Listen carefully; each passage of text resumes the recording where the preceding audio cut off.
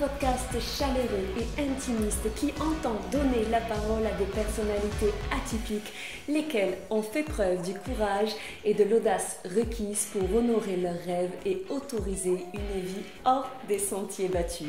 Je m'appelle Cindy Trier, auteure conférencière motivationnelle, et j'ai un leitmotiv, celui d'inspirer, motiver, insuffler l'énergie requise pour accompagner avec entrain votre réussite.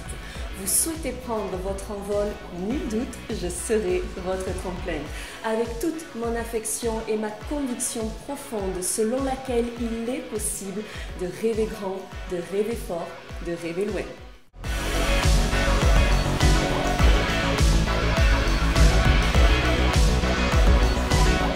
Il m'a fait l'honneur de regagner les studios Tremplin. Mesdames, messieurs, me voici ce jour aux côtés d'Aurélien Vivos, grand vainqueur de l'édition 2023 du célèbre concours The Voice sur TF1. Il était magasinier de profession. Il s'apprête aujourd'hui à sortir son tout premier album de l'ombre à la lumière. Place à un jeune homme humble, modeste, qui s'est donné les moyens de vivre une vie extraordinaire. Les coulisses de l'audace, c'est pour vous et c'est maintenant. Ça me fait plaisir, Aurélienne, je t'en prie, prends place. Je suis très honoré d'être ton premier invité.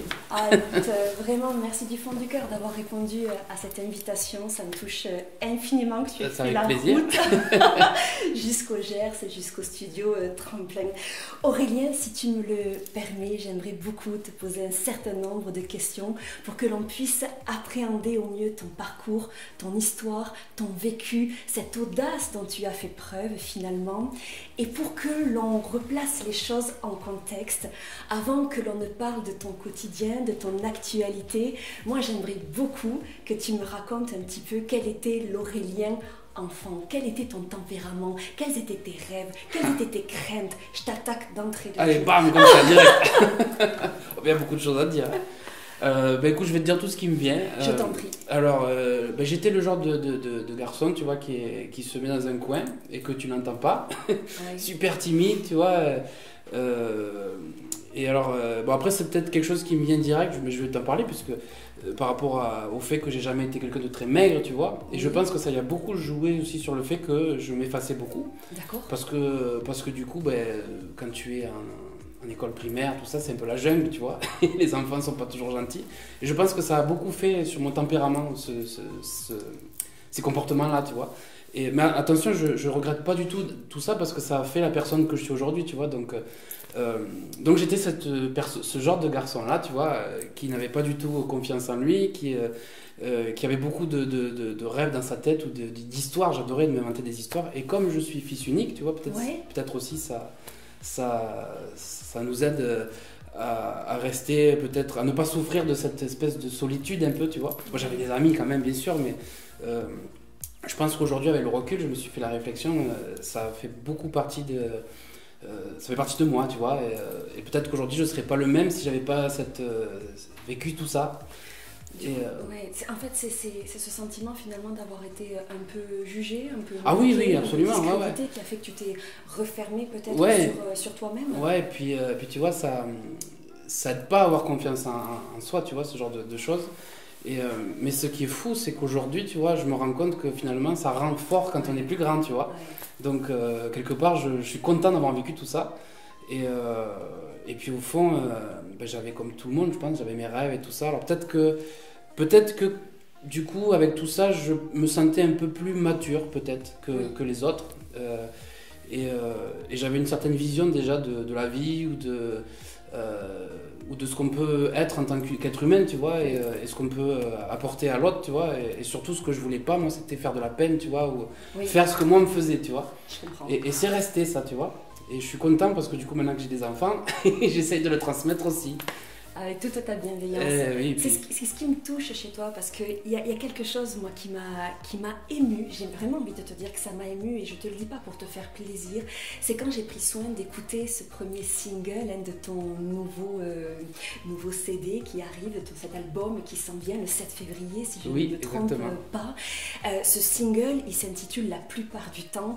Je l'ai trouvé magnifique, et si tu me le permets, je voudrais en lire un extrait pour que tu puisses rebondir, parce que tu viens de me parler de ce petit garçon introverti qui ne veut pas blesser, et tu écris ceci: je suis un enfant si petit et si grand, sauvage et innocent, je suis un enfant la plupart du temps. Ces paroles, qu'est-ce que tu voulais qu'elles témoignent, qu'est-ce que tu souhaitais nous partager à travers cet écrit?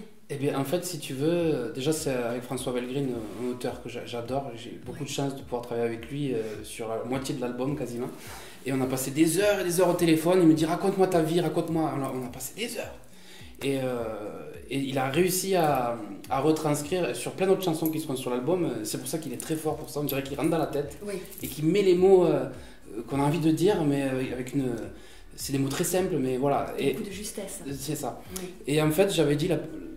La première chose qui revenait souvent, c'est marrant, c'est ta première question, tu vois, c'est ce côté-là qu'on a tous en nous, ce côté enfant, et qui, pour ma part, ne s'en va jamais, tu vois, parce que moi, je suis à la maison, je suis un peu un grand enfant, quoi, tu vois, je veux dire, je regarde des dessins animés, tu vois, le matin, moi, c'est pas le café, c'est le chocolat au lait, tu vois, c'est vraiment, c'est ça. Et en fait, je crois que quelque part, plus on grandit, on joue un rôle d'être grand, en quelque sorte, tu vois. Mais en fait, on est toujours des enfants, et c'est juste qu'on a une espèce de pudeur avec ça. Je pense qu'il y en a certains qui le cachent et puis qui sont très sérieux comme ça, mais en fait, on est tous des enfants, on gagne la maturité. Et je voulais absolument que la première chanson, ce soit le plus représentatif de qui je suis, et de ce que j'ai envie de dire. Et c'était parfait pour ça, quoi. C'était la chanson. En plus, c'est la première chanson de toutes les maquettes que j'ai eues et tout, c'est la première. Et celle-là, je voulais que ce soit la première parce que c'est moi, quoi. Et je pense que c'est la plupart des gens. Et puis, en plus, il y a un enfant dans le clip. Et puis, bon, j'ai mes filles. C'est très beau. Voilà, et puis j'ai cette image de mes filles qui vont grandir. Et je me dis que s'il doit y avoir qu'un album, chose que j'espère pas. Bien sûr que non. Mais la première chanson et tout, ça y est, c'est là, c'est sorti. Et puis, c'était ce que je voulais. C'est moi à 100%. Donc, je suis très, très content, quoi, vraiment. Je te félicite parce que ça le transpire, ça le respire. Et c'est vrai que... On s'était rencontrés il y a quelques mois de ceci, cet été, et c'est ce qui avait émané de toi. Et en plus, toi, tu m'as trouvé, j'étais avec ma femme, mes filles, on était vraiment... là, on était en mode famille, quoi. Donc, tout en simplicité, j'avais l'impression que tu étais heureux d'être là, et ça a vraiment retenu mon attention. Puis il y a quelque chose, moi, qui me plaît aussi dans ton parcours, parce qu'il faut le rappeler, si je ne me trompe pas, tu étais... Avant de vivre cette émission The Voice, tu étais magasinier, vendeur, donc tu vendais des tuyaux, des affaires en lien avec la plomberie. Et concrètement, est-ce qu'à cette époque, déjà tu formulais le rêve d'être un chanteur, d'être un artiste? Alors, je me suis toujours senti un peu artiste, enfin, même pas un peu, je me suis toujours senti comme ça, sans vraiment le savoir en fait, c'est parce que je l'étais déjà, comme le fait de savoir chanter, pour moi c'était pas quelque chose d'extraordinaire, puisque c'était comme parler, ou tu vois, c'était quelque chose de naturel, donc je me suis jamais dit que c'était peut-être au-dessus de la moyenne, quoi, tu vois, et du coup, j'ai pas vraiment imaginé ma vie... des concerts, partir et tout ça. Moi, je suis quelqu'un de très casanier, tu vois, qui vit dans sa grotte. Et puis moi, la seule aspiration que j'avais, mon rêve, en fait, c'était de fonder une famille, de rencontrer ma moitié, tu vois, d'avoir des enfants et puis d'avoir une vie la plus monotone possible. Et ça m'allait très bien, tu vois. Non, mais c'est ça le pire, tu vois. C'est fou. Mais ce qui est quand même paradoxal et étrange, parce que tu sais, moi, j'aime bien tout ce qui est bizarre, étrange et tout ça, c'est que depuis, je me suis rendu compte vraiment quand j'étais au lycée, il y avait quelque chose qui m'oppressait, qui m'oppresse encore, tu vois, mais que je n'arrivais pas à expliquer, comme s'il y avait une espèce de mission, tu vois, un truc très important à faire et qui me frustrait parce que j'arrivais pas à savoir quoi, et qu'il fallait que je fasse, mais j'arrivais pas à savoir quoi, tu vois. Et plus le temps passait et plus j'accomplissais, tu vois, je franchissais les marches pour pouvoir fonder cette famille. Ça y est, aujourd'hui, tu vois, je touche un tabouret magique, là, un guidon, là, Autorise-toi. Ben, j'ai réussi, alors attention, c'est pas acquis, je veux dire, tout peut changer du jour au lendemain, mais aujourd'hui je suis heureux parce que je suis marié, j'ai 2 filles merveilleuses, tu vois, c'est tout ce que je voulais moi. Et puis bon, ben, maintenant je peux me permettre de penser à m'accomplir moi-même, tu vois. Et j'avais cette frustration-là sans savoir ce que c'était. Et puis bon, après j'ai eu la chance de rencontrer des personnes extraordinaires, donc Véronique Martinez qui est l'étincelle du destin. Oh, c'est joliment mais dit. je l'appelle comme ça parce que c'est elle qui a mis le truc et qui a fait que tout est arrivé comme ça, juste parce qu'elle a eu des idées, des petits trucs comme ça qui ont explosé, qui ont fait que cette destinée, elle est en train de s'accomplir, je sais pas, mais enfin, tout ça, ça m'est arrivé parce qu'elle était là. Voilà. Et enfin là je m'égare peut-être, je commence à passer dans tous les sens. Non, c'est vraiment, vraiment très passionnant parce que tu sais, parfois on rencontre une personne et couplé à cette initiative ou cette proposition qui pourrait nous être faite, c'est aussi d'avoir le courage de dire oui, le courage de mettre le pied à l'étrier. Et c'était pas forcément évident parce que quand j'ai fait des recherches un petit peu sur ton histoire, il me semble que à l'âge de 16 ans, je crois, tu avais participé notamment à une émission X Factor et moi j'aurais aimé que tu me racontes un petit peu comment ça s'est passé, parce que je suis pas sûre que ça ait été une expérience évidente. Tout aurait pu s'arrêter là, et non, tu as poursuivi ton bonhomme de chemin. Ah oui. Raconte-nous si ce n'est pas indiscret. Ah pas du tout, ce passage du avec plaisir. Et bien un jour je reçois un courrier chez mes parents, comme quoi j'ai une audition, et là je me dis mais qui c'est qui m'a inscrit? Alors je savais pas, enfin c'est pas moi qui avais fait la démarche, parce que moi, hors de question quoi. Bon, on s'est dit après tout... Ben, allez, on va voir quoi. Alors je me souviens que ma maman, aujourd'hui je comprends tout à fait. Elle voulait pas, parce qu'elle me voyait direct là-haut. Mon fils il est pas prêt pour vivre tout ça, machin. Moi je comprends parce que moi je réagirais pareil avec mes filles. Et mon père, lui, allez on y va, machin et tout ça. Et puis au final, ben, on a fait le truc. Et j'ai pas du tout... il y a certaines choses que j'ai pas aimées. Et c'est pour ça que du coup ça avait influencé ma façon de penser par rapport à The Voice, justement, qui n'a rien à voir, je précise. Mais Mais sur le coup, c'est vrai que donc je fais le pré-casting et ça marche. Alors je sais plus ce que j'avais chanté. Je crois que j'avais chanté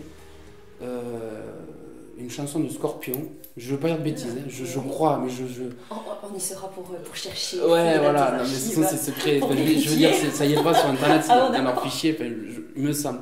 Bon bref, ça avait marché et tout, et du coup j'avais été convoqué pour aller alors, à Montpellier, je crois, devant les 4 jurés là. Donc il y avait Christophe Willem, il y avait Olivier Schultes, qui est d'ailleurs The Voice. Oui.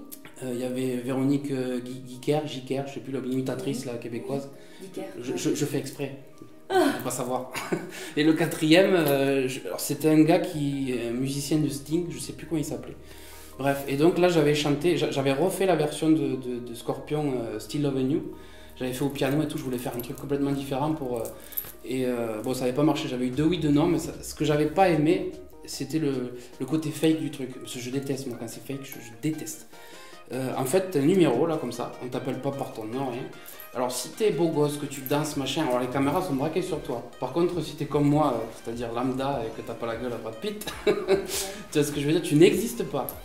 Et donc, bon, j'ai quand même vécu un moment de dingue, parce qu'il y avait les 4 personnes là, puis c'était une grande salle coupée en 2, tu vois, il y avait quand même, je sais pas, 2-3 000 personnes, quoi. Enfin, dans mes souvenirs, il me semble qu'il y avait autant de personnes. Peut-être qu'il n'y en avait pas autant, mais ça me paraissait immense. Et j'avais jamais fait ça, donc c'était quand même une belle expérience, tu vois. Et donc j'avais quand même pas mal chanté, je sais que j'avais bien réussi mon truc, quoi.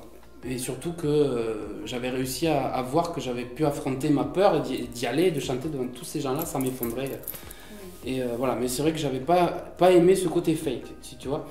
Par exemple, quand tu es dans la file d'attente au début, où ça a été extrêmement long, et ben les jurys ils viennent, je devrais pas le dire tout ça, mais bon, on s'en fout. Attention, c'est le premier épisode, c'est pas de bêtises. C'est pas The Voice.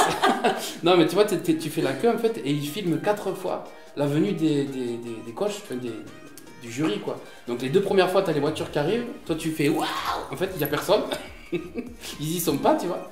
Et après, tu le refais 2 fois, et là, ils arrivent, et puis tu les vois, machin, et puis ils retournent dans la voiture, et on refait.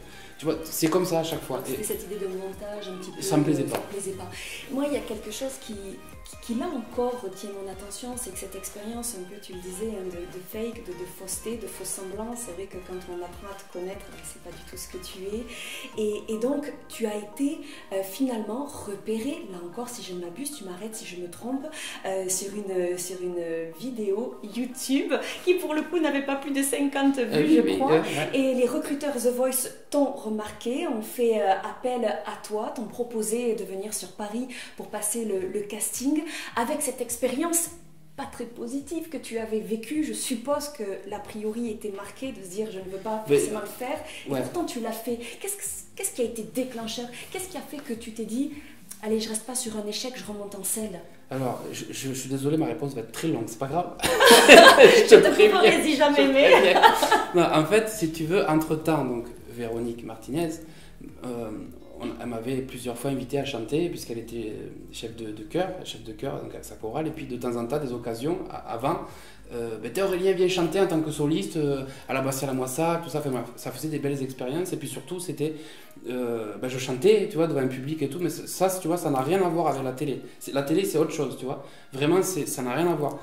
Donc j'avais déjà un petit peu fait des trucs, puis après, bon, j'ai eu, quand je suis entré en vie active, j'avais un groupe de rock aussi, où là je faisais vraiment la guitare et tout, j'écrivais les chansons, tout ça. Enfin, j'avais ma petite expérience de ça, mais je n'ai jamais associé, tu vois, X Factor avec tout ça. Et ça, c'était la belle partie du truc. Voilà, donc passe les années, voilà. Et donc Véro en avait parlé en plus, j'avais dit que je te préviens, moi si jamais un jour il y a The Voice, je veux pas. Parce que toutes les raisons qu'on a évoquées tout à l'heure. Ouais. Et voilà ce qui s'est passé, et je te jure que c'est vrai. J'avais prévu de demander ma femme en mariage. Donc, tu vois, je pars en vrille, mais tu vas comprendre, je reviens après. J'étais au Moulin de Moissac. Oui.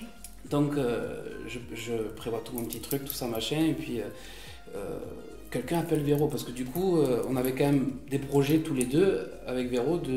Elle voulait me sortir de l'usine, mais c'était quelque chose de plus modeste, mais ça m'allait très bien. Faire des concerts dans le sud-ouest, enseigner sa méthode, parce qu'elle a créé une méthode pour apprendre le solfège, si tu connais pas le solfège pour les enfants, incroyable. Et je devais apprendre ça pour le transmettre aux enfants, et c'était super. Bon, bien que je lui ai dit, écoute, moi j'ai un CDI, va falloir me sortir du truc quand même. Ouais. Mais bon, on a fait, je me suis laissé porter. Et donc, elle me dit, écoute, on va commencer tranquille, on va faire un concert avec plein de chansons différentes pour que tu puisses montrer l'étendue de ta voix. Alors, et encore, je saute plein d'étapes, hein, c'est pour aller plus vite. Parce qu'entre-temps, j'ai rencontré Rick Lozano, qui est devenu un ami et qui est un purée d'extraterrestre au piano, qui est incroyable. Enfin bref, une alchimie entre lui et moi. Qui est piano, guitare et batterie. Ouais, voilà, c'est ça. Mais lui, il est au piano. Donc voilà, et il y a un concert donc, à Moissac, et qui est filmé, parce qu'on s'est dit, on va faire quelques images et on va les mettre sur le net, tu vois. Voilà.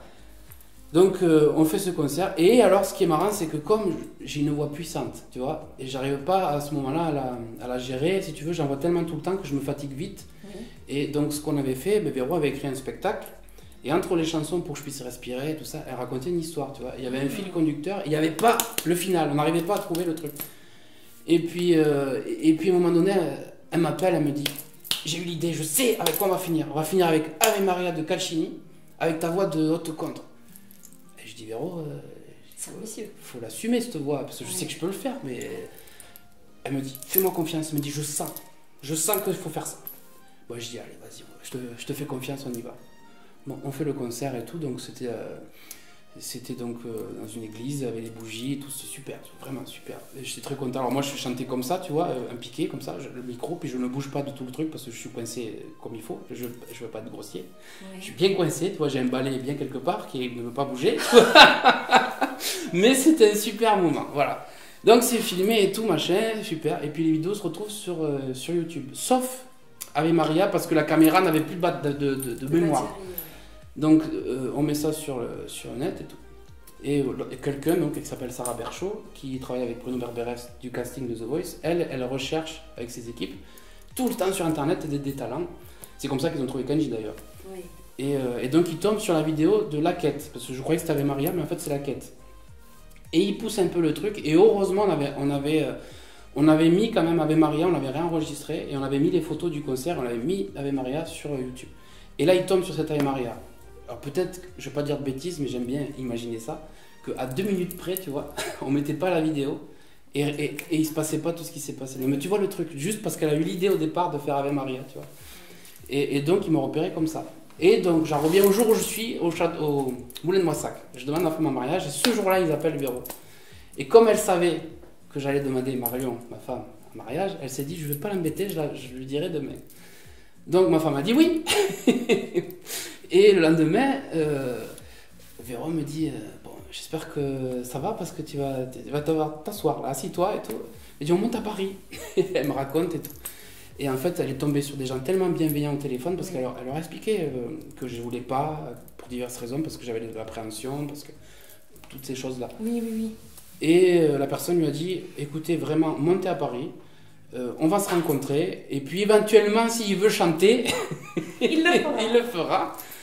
C'est le monde à l'envers, quoi, tu vois. Enfin, bref. Et alors, le pire, c'est qu'on est allés, donc, tous les trois avec Eric, parce que du coup, Eric nous a accompagnés pour jouer au piano là-bas. Donc j'ai rencontré Bruno Merberes, Sarah Berchaud qui m'avait trouvé, Pascal Guix, producteur, et puis un autre gars de l'équipe et tout. Et donc c'était le dernier jour de casting. Enfin, même je crois que les castings étaient terminés. C'est quand même assez particulier de te dire que le gars qui a gagné, tu vois, il est arrivé alors que les castings étaient finis.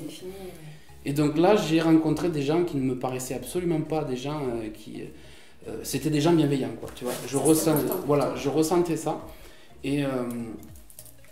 Et puis Bruno Merberes me dit, écoute, donc là je fais Ave Maria, et puis je voulais aussi qu'ils voient que je faisais autre chose. Donc on avait fait la quête, et puis Feeling Good. Je voulais qu'ils entendent ma voix rock aussi, parce que moi c'est plutôt ça mon univers, tu vois. Et Bruno Merberes, il me dit, écoute, si tu es d'accord, moi j'aimerais que tu fasses Ave Maria, parce que quand on me voit, on ne peut pas imaginer que je puisse faire ça, et puis il me dit, s'il ne se retourne pas, je ne comprendrai pas. Moi je me suis dit quoi à ce moment-là? Je me suis dit, Véro qui m'appelle, parce qu'elle était dans son bain, désolée, elle va voir ça, elle va me dire, pourquoi tu l'as dit? C'est là qu'elle a ses idées. Elle a eu l'idée d'un Ave Maria pour une église, qui d'un coup, le gars me dit, est-ce que tu veux pas le chanter devant la France entière? Je me dis, mais le destin, c'est la folie, quoi. Je veux dire que j'ai envie ou pas, on s'en fout, là, c'est la vie qui me dit, fais-le, quoi. Alors j'ai dit oui, bien sûr. Et là, cette histoire, elle est assez rocambolesque, elle est assez folle et forte, et puis c'est beau parce que ça tombe en même temps que la demande en mariage. Ah ouais, mais je te jure que c'est vrai, ça, c'est quand même fou, quoi. Je te prends vraiment sur parole. Et puis moi, il y a une autre question que j'aimerais te poser, c'est que, ok, t'acceptes, tu le fais, tu te lances dans l'aventure, mais quand même, c'est au bas mot devant 3 millions de téléspectateurs que tu chantais sur la scène de The Voice. Comment est-ce que le petit garçon introverti que tu étais, plutôt en crainte du regard des gens, qui était un peu dans sa grotte, tu me le disais, comment est-ce que tu as fait pour gérer ton anxiété? Comment tu as fait pour gérer ton stress? Alors, ça m'intéresse vraiment. C'était terrible, parce qu'en plus, le pire stress, je pense, dans toute l'émission, le pire du pire, c'est vraiment les auditions à l'aveugle. C'est le pire. Ouais. Parce que déjà, je vais rembobiner un peu après, mais là, pour te dire, imagine que tu as le rideau qui se lève. Dans un silence, tu sais qu'il y a un public, mais ils ont pour ordre de ne pas faire de bruit. Voilà. Et tu as les sièges devant qui sont retournés avec le nom des coachs. Tu sais qu'ils sont sur le siège, mais tu ne les vois pas. Donc, tu vois une main comme ça, machin. Le cœur comme ça, c'est terrible, je te jure. Le truc se lève, ça fait un bruit en plus, un bruit que je te jure, ça reste, vraiment, ça reste. Et là, quand tu dois avancer, on te dit, c'est bon, c'est à toi, vas-y. Que tu dois avancer jusqu'au micro. Là, j'ai une boule là, qui est montée jusque-là, j'ai eu les larmes directes. Je me suis dit, arrête.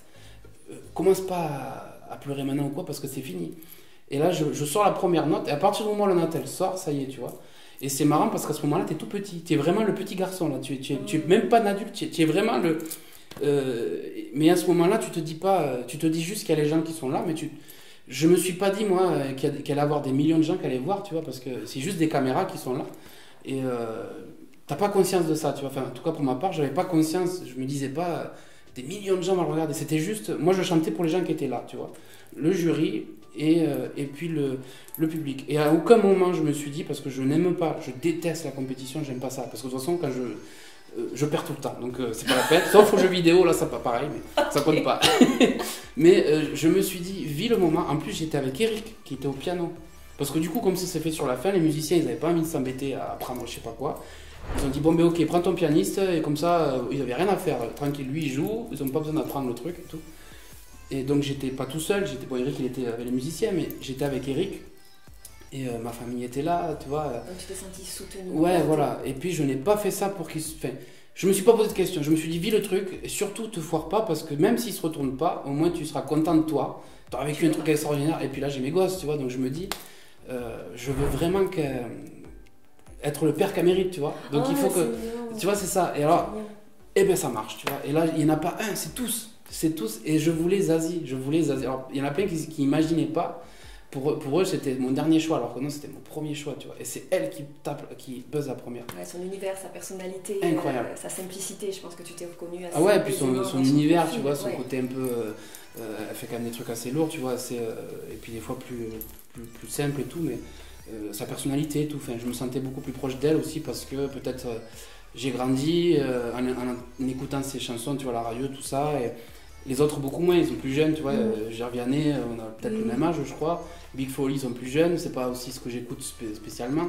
Et Amel Bent, elle, c'est moins mon style, tu vois. Donc pour moi, c'était Zazie. Zazie, c'était un fait. Et elle a buzzé. Oh, purée. Et tu sais, il y a quelque chose, je vais extrapoler un peu, mais je vais te le partager en transparence. Tu vois, il y a 3 mots qui m'accompagnent dans mon quotidien, c'est audace, enthousiasme et persévérance. C'est ce qui fait que quand on est entrepreneur, bien parfois il y a des hauts, il y a des bas, il y a des moments qui sont plus difficiles que d'autres. Et je crois que c'est quelque chose, moi, qui me tient en éveil et qui fait que additionner les uns aux autres, ces mots, ils peuvent nous porter, nous challenger, nous faire relever des défis inattendus. Est-ce que ces mots-là, ils résonnent aussi pour toi positivement? Alors, je vais être franc avec toi.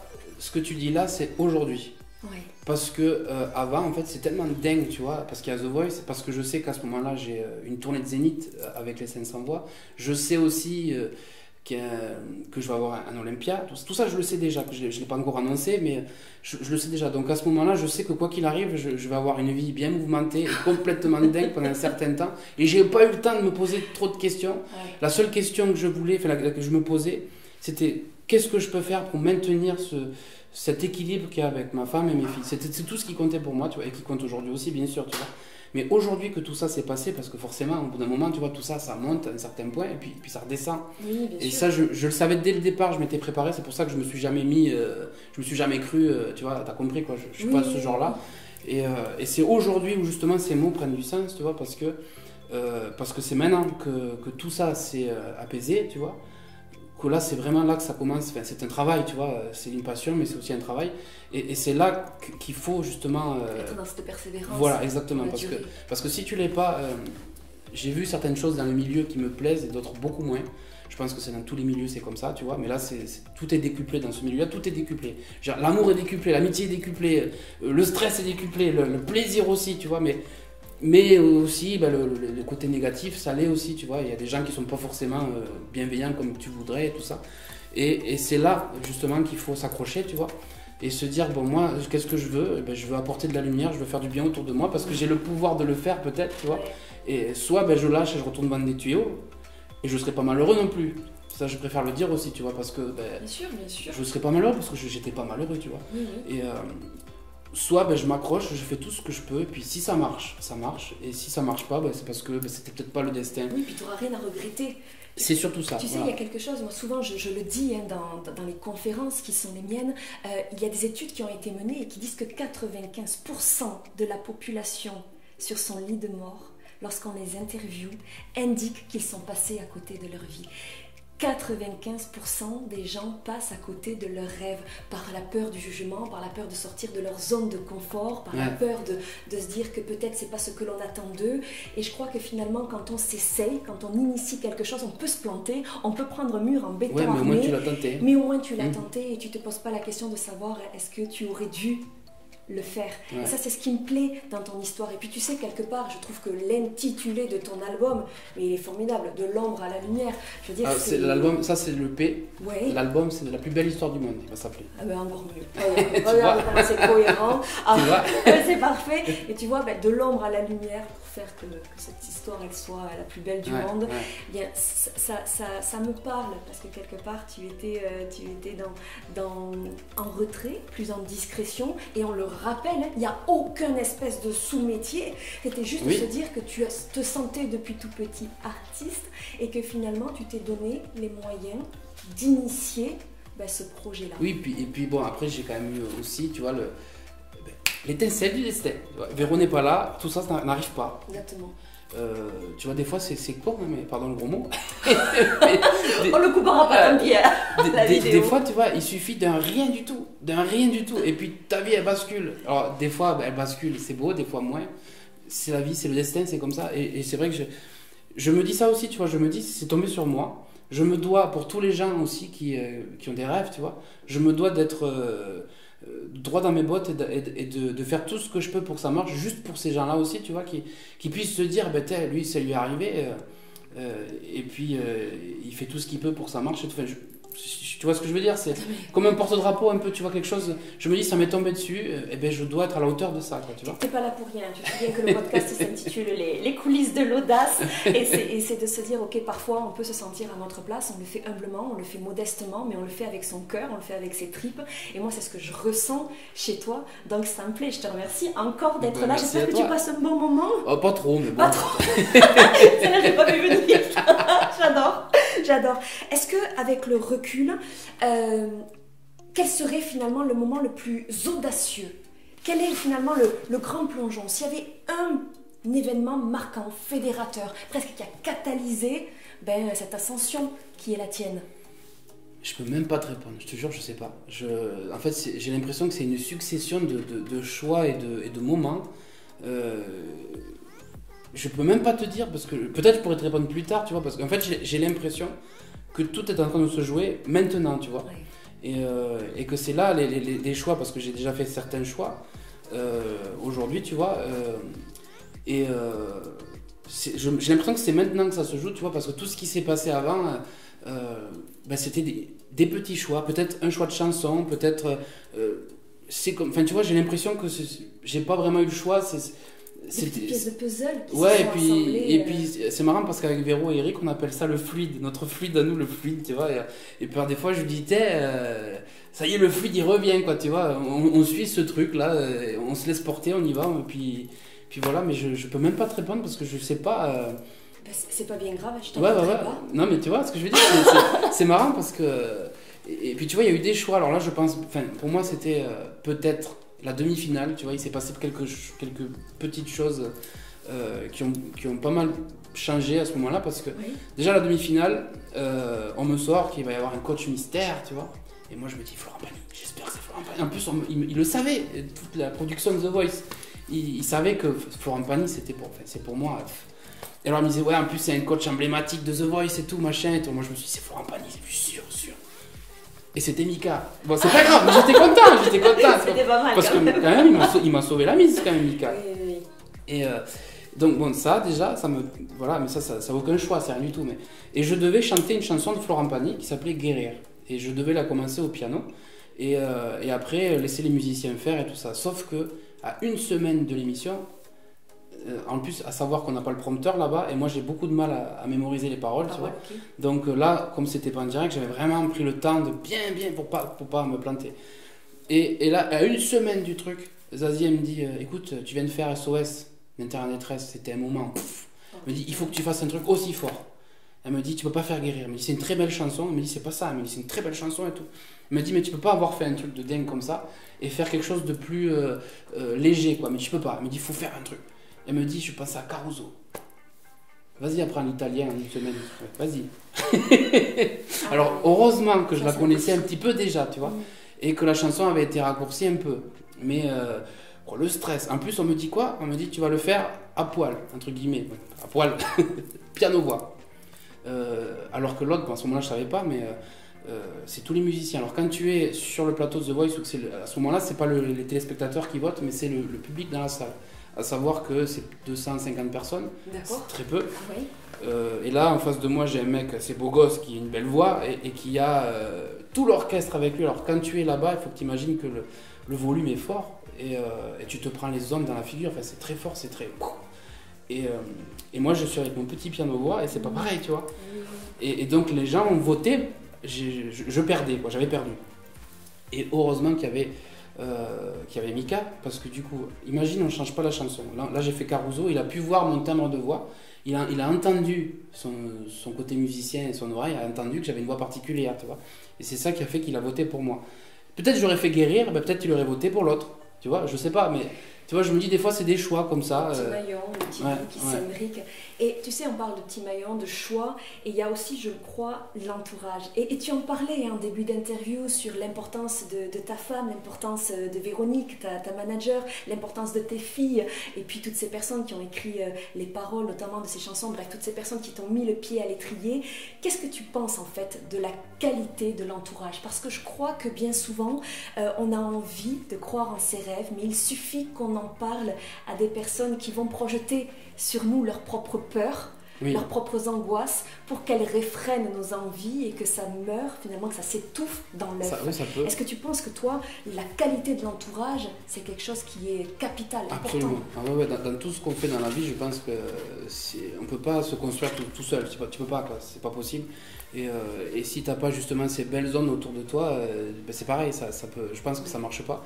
Tu peux avoir tout le talent du monde dans l'écriture, pour peindre, si tu n'as pas les gens avec toi qui te permettent de croire en toi, ça ne marche pas. Je suis convaincu de ça, c'est sûr.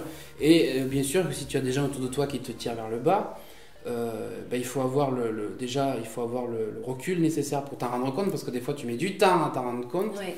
Et puis aussi à faire des choix, de te dire, si je me sépare de cette personne, peut-être que je vais m'asseoir sur certaines choses, mais peut-être que finalement, je vais faire un choix où je suis droit dans mes bottes, tu vois. Oui, c'est ça, qui va finalement asseoir. Voilà, et c'est difficile à faire, tu vois, je pense, mais au moins tu sais que quand le temps va passer, tu te dis, tant pis, j'ai pas fait ça, mais je reste avec des gens qui me tirent vers le haut, et j'écarte ceux qui me tirent vers le bas, quitte à ce que, mais au moins t'es comme ça, et je pense qu'au bout d'un moment, la vie te le rend d'une manière ou d'une autre. Et du coup, là maintenant que tu as un entourage bienveillant, positif, constructif à ton égard, je te jette cette question-là. Quel serait finalement ton plus grand rêve, le plus fou, même s'il est incongru? Alors, non, si, je l'ai. Attends, je sais, mais j'essaie de trouver les mots. Parce qu'en fait, je veux vraiment pas paraître prétentieux ou quoi, tu vois, vraiment pas. Parce que c'est pas du tout le but, mais je pense que mon véritable rêve, il est là. Comme je te disais, c'est ma femme et mes enfants. Oui. Préserver ça. Je veux dire que le jour où je sais, si jamais un jour je sais que je vais mourir là, je veux pouvoir dire, j'ai fait tout ce que j'ai pu pour que mes enfants et ma femme soient heureux, quoi, tu vois. C'est juste ça. Si j'ai réussi ça, j'ai réussi, peu importe le reste. Bon, maintenant, on met ça entre parenthèses. Maintenant, il y a ce que moi j'aimerais, tu vois, c'est réussir à apporter cette lumière, comme je te dis. Alors, c'est vrai que c'est bien quand tu le fais pour une personne, c'est merveilleux. Puis ça m'est déjà arrivé. Je suis content grâce à ce métier-là. Déjà, il m'est arrivé des trucs extraordinaires avec quelques personnes. Rien que ça, je me dis, voilà, grâce à ça, j'ai pu faire du bien à telle ou telle personne. Mais si je pouvais le faire de manière plus grande encore, tu vois, apporter du bonheur, tu vas faire. Je veux dire, on a tous nos problèmes. Je veux dire, n'importe quelle personne que tu croises, elle a un combat intérieur. C'est n'importe qui. Il n'y a pas une personne qui est là qui n'a pas de problème. C'est pas possible, ça n'existe pas. Et à un moment donné, les gens, ils vont voir des concerts, ils vont au cinéma, parce qu'ils ont envie de mettre entre parenthèses leurs problèmes, tu vois, et passer un moment où je suis bien, je suis là, tu vois. Et si je pouvais faire ça, tu vois, apporter ça, un petit peu, mais plus encore, tu vois, plus, et c'est ça que j'aimerais en fait, c'est ça, tu vois, c'est juste ça. Donc ton rêve de pouvoir apporter finalement aux gens, au monde, quelque chose de lumineux, quelque chose qui offre une bulle d'espoir, quelque chose qui lutte contre l'amorosité. Ouais, c'est ça, parce que je veux dire, moi après, les gens ils m'ont beaucoup vu ce côté, celui que toi aussi tu vois, mais j'ai aussi une noirceur. J'aime Marilyn Manson, c'est pas pour rien, tu vois, parce que tu vois ce que je veux dire. Oui. Mais c'est parce que pour moi aussi ça me fait du bien de savoir que j'en fais autour, tu vois. Mais c'est important. Enfin, tu vois, il y a une personne, comme ça, elle me vient, une jeune fille, tu vois, qui a un cancer, ça va. Ça va. En ce moment, elle se bat et je sais que ça va aller, tu vois. Et quand elle me dit qu'à son réveil, elle demande à écouter la plupart du temps parce que c'est la chanson qui lui fait du bien et que maintenant elle a fait un concours, elle a chanté la chanson, moi je me dis putain. T'as fait quelque chose, t'as contribué. Ouais, alors du coup, j'ai envoyé sa vidéo aux auteurs-compositeurs. J'ai regardé ce qu'a fait la chanson et tout. Enfin, on a un contact et tout. Enfin, tu vois, je me dis, mais voilà, ça sert à ça. Ça apporte de la lumière, tu Tu te vois. rends compte que tu pourras l'inviter sur une scène. Ah, mais je lui en ai parlé, je lui ai dit des choses déjà. Elle va se reconnaître, je le sais. Ah, bah c'est super. Mais par exemple, quoi. Mais entre autres, il y a des choses comme ça, tu vois. Et je me dis, juste pour ça, tu vois. Après, j'ai aussi, si tu veux, je peux te partager un souvenir que j'ai dans un zénith, je sais plus lequel. Mais là, je me suis senti tellement heureux. C'était un zénith, je sais plus lequel, ça fait 3 fois que je le dis. Il y avait un carré là avec des personnes handicapées, tu vois. Oui. Et il y avait un gamin qui était sur fauteuil roulant avec ce qui semblait être son papa. Et je voyais l'amour, mais l'amour, tu vois, entre un père et son fils. En fait, je me suis planté, c'était son parrain, mais peu importe, tu vois. Il le prenait comme ça, il lui faisait des câlins, des bisous, des machins. Je me suis dit, waouh, parce que entre les chansons, si tu veux, comme les 500 voix pour Queen, je chantais pas tout au spectacle. Donc moi, j'aimais bien aller sur le côté, et puis je regardais le public, comment il réagissait, tout ça, machin. Et là, je les avais devant moi. Et je voyais ça, ça m'a fait pleurer, quoi, tu vois, tellement. Là, je vais voir le régisseur, je lui dis, écoute, tu vas les voir, et tu lui dis qu'après le concert, ils viennent nous voir. Nous, les chanteurs, quoi, ils viennent et tout. Et là, je me dis, purée, tu vois, j'ai servi à quelque chose. Et alors après, on les a croisés, tu vois, après le show. Et le gars, il me dit que c'est son parrain, que c'était son cadeau de Noël. Et qu'il avait offert les billets du spectacle et tout. Et que du coup, là, c'était juste le coup du truc parce que, donc on a fait la photo, machin et tout. Et là, je me dis, tu vois, on a ce pouvoir-là parfois, quand on est artiste, peut-être. De faire rêver. De faire un petit truc, tu vois. Et je me dis que peut-être le gosse, si. Il oubliera jamais, quoi. Je me dis, ça, c'est un moment qu'il oubliera jamais, tu vois. Et je me dis, bon, mais si je peux faire ça, nous, si les artistes, on peut faire ça, c'est parfait, quoi. Ça vaut de l'or. Peut-être que nous, on va oublier, tu vois. Peut-être, ça, moi, je pense que j'oublierai jamais. Mais il y a des moments comme ça que nous, on partage avec quelqu'un, que nous, on oublie, mais la personne, elle n'oublie pas. On se doit d'être toujours, tu vois, au meilleur de nous-mêmes pour ces moments-là, quoi. Tu sais, là, je pense qu'il va falloir qu'on arrive au bout de cette interview et pour autant... Ah oui, je parle. Ah oui, mais non, mais c'est captivant. On en est qu'au début. Non, c'est bon, on arrive sur la fin.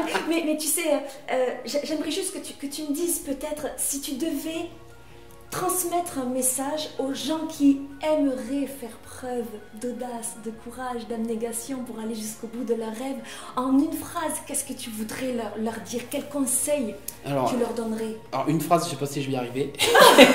Allez, 2 et demi, je te l'accorde. Mais en fait, je pense qu'il ne faut pas faire les choses en espérant gagner ou quoi. Il faut juste faire les choses en se disant qu'on va gagner quelque chose pour soi-même. Il faut pas le faire en disant je vais gagner ou perdre à un jeu ou je sais pas quoi. Il faut juste le faire en se disant bon ben ça va m'apporter quelque chose et puis si je le fais déjà j'aurai pas de regrets et puis ça permet la vie en fait tu fais les choses elles t'arrivent parce que tu te donnes les moyens de le faire quoi, c'est tout. Faut juste le tenter et puis avoir le courage d'affronter ses peurs, mais c'est facile à dire. C'est plus difficile à faire, voilà. Déjà de se le dire. Ouais, mais quand on est sur l'instant, en fait, on se dit waouh, ça y est, je le fais, je suis en train. Et puis quand on commence à le faire, ben après on se rend compte que c'est pas si terrible en fait. Le plus dur, c'est toujours de l'appréhender et d'arriver au moment. Et quand on est au moment, en fait, c'est jamais aussi dur que ce qu'on imagine. C'est tellement juste. Qu'est-ce que tu dirais là, rapidement, au petit Aurélien que tu étais là maintenant, avec ton expérience, ton bagage, ton recul sur la vie, au petit garçon introverti que tu étais, qu'est-ce que tu lui dirais? Ben, je lui dirais qu'il ne s'inquiète pas, que tout a un sens en fait, mais qu'il le comprendra plus tard, mais que tout a un sens et que des fois ça fait de la peine, mais un jour on comprend pourquoi et qu'il ne faut pas s'inquiéter, que c'est normal, quoi. Ouais, c'est joli. J'imagine que c'est ce que je dirais. Écoute, moi je trouve que c'était un mot de la fin magnifique, mais je ne peux manquer de te demander qu'est-ce que je pourrais te souhaiter pour cette année 2025, tes projets. L'album sort le 7 février qui arrive. Rappelle-nous le titre de ce dernier. La plus belle histoire du monde. La plus belle histoire du monde. Est-ce que tu veux nous en toucher 2 mots? Comment on va pouvoir le retrouver? Parce que là, tu nous as partagé un petit bout de toi. Maintenant, il nous faut découvrir petit bout d'album. Donc, la parole est à toi. En fait, cet album, il a mis beaucoup de temps à arriver parce que justement, j'étais beaucoup sur les routes. Mais je voulais absolument que chaque chanson que je sois accordé avec ces chansons-là. Je voulais pas raconter des histoires qui ne me concernent pas, ça c'est pour plus tard, mais je voulais absolument être 100% moi dans l'album parce que je me dis que si je fais ça en étant moi, je vais toucher les gens parce que je montre qui je suis et en général on est tous, ça va toucher tout le monde, quoi, tu vois. Et là maintenant, j'ai chanté beaucoup de reprises et tout. Et là, c'est l'année où je vais pouvoir me dévoiler en tant qu'artiste, tu vois, parce que là, j'ai beaucoup travaillé avec d'autres auteurs, compositeurs, tout ça, mais j'écris aussi et je compose aussi. Mais j'ai pas encore le courage, tu vois. J'ai pas eu le courage encore de dire, bon, ben écoutez, j'en veux au moins 2 ou 3 avec mon nom dessus ou quoi, faut que c'est moi.